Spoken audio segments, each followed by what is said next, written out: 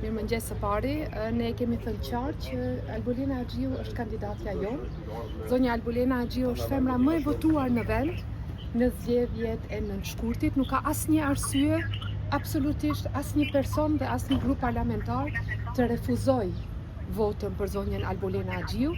Është jo vetëm një personalitet i jashtëzakonshëm, por është edhe një person i cili me aktivitetin e saj politik ka dëshmuar për kushimin e saj për këtë vend. Prandaj ky është arsyetim falso.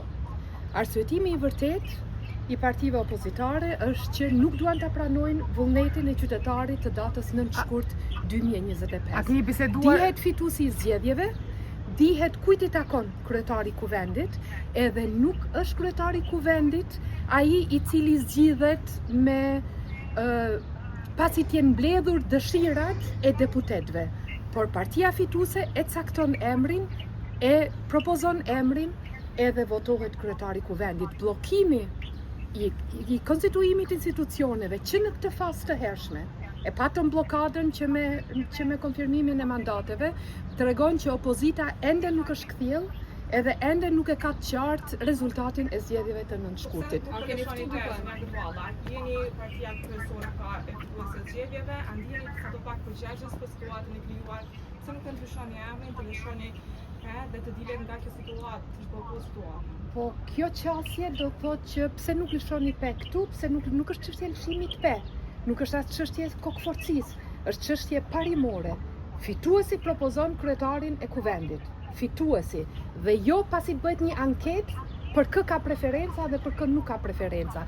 Dhe partitë opozitare, dy të tjerat, propozojnë nën kryetarët e kuvendit. Është shumë e qartë procedura, që më shumë se 16 vjet është e qartë procedura se si zhvillohen zgjedhjet dhe si konstituohen institucionet. Prandaj, sot fort shpresoj edhe pse deklaratat që kam lexuar sot në mëngjes nuk më bëjnë optimiste, po shpresoj që t'i thrasin mendjes edhe që të vazhdojmë, sepse betejë politike bëhet rreth formimit të qeverisë.